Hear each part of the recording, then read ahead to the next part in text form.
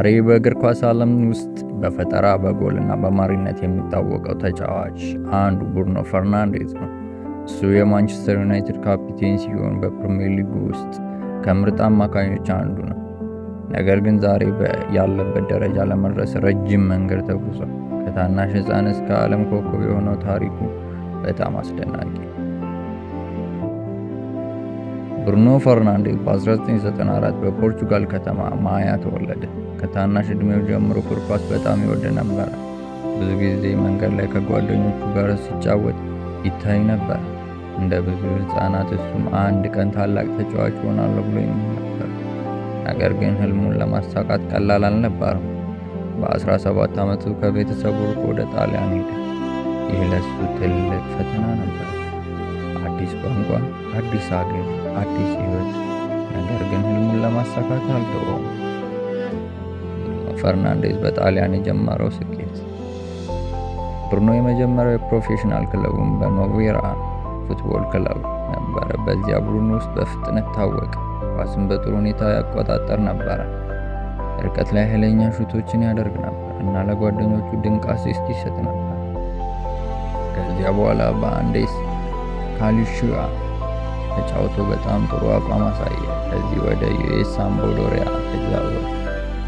በዚህ ጊዜ የእግር ኳስ ባለሙያዎች አንድ ነገር መናገር ጀመሩ። ይህ ተጫዋች ወደፊት ታላቅ ኮከብ ይሆናል።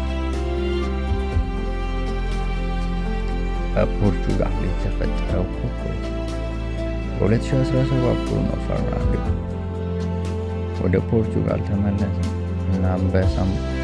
እናም በስፖርቲንግ ሲፒ መጫወት ጀመረ። ይህ የህይወቱ ታላቅ መለወጥ ነበር። እዚያ በጣም ድንቅ አቋም አሳየ። ብዙ ጎሎችን አገባ፣ ብዙ አሲስቶችን አደረገ እና የቡድኑ መሪ ሆነ። አንድ ወቅት አማካይ ተጫዋች ሆኖ ከ30 በላይ ጎሎችን ማስቆጠር ቻለ። ይህ በእግር ኳስ ታሪክ እጅግ አስደናቂ ነገር ነው። በዚህ ጊዜ የአውሮፓ ታላላቅ ክለቦች ሁሉ የብሩኖን ማስፈረም ጀመሩ። ወደ ማንቸስተር ዩናይትድ ጉዞ በፈረንጆቹ አቆጣጠር በ2020 በመጨረሻ ማንቸስተር ዩናይትድ ብሩኖን አስፈረመ። ከዚያ ቀን ጀምሮ የብሩኖ ጨዋታ በጣም ተቀየረ። ብሩኖ ጎሎችን አገባ፣ አሲስቶችን አደረገ፣ ቡድኑን በመሪነት አገዘ። የፕሪሚየር ሊጉ ደጋፊዎች እሱን ከሊጉ ምርጥ ተጫዋች አንዱ ብለው መጥራት ጀመሩ። በማንቸስተር ዩናይትድ የብሩኖ ፈርናንዴዝ ካፒቴንነት። በጊዜ ሂደት ብሩኖ ፈርናንዴዝ የማንቸስተር ዩናይትድ ካፒቴንነትን አገኘ። ይህ ለማንኛውም ተጫዋች ትልቅ ክብር ነው። እሱ በሜዳ ላይ መሪ፣ ፈጣሪ እና የቡድኑ ልብ ነው። የብሩኖ ፈርናንዴዝ ታሪክ አንድ ትልቅ መልእክት ይሰጣል። ከታናሽ ህልም እስከ ዓለም ኮከብ መሆን ትጋት፣ እምነት፣ ከባድ ስራን ያስፈልጋል እና ዛሬ ብሩኖ ፈርናንዴዝ የእግር ኳስ ዓለም ከሚከበሩ ኮከቦች ሆኖ ቆመዋል።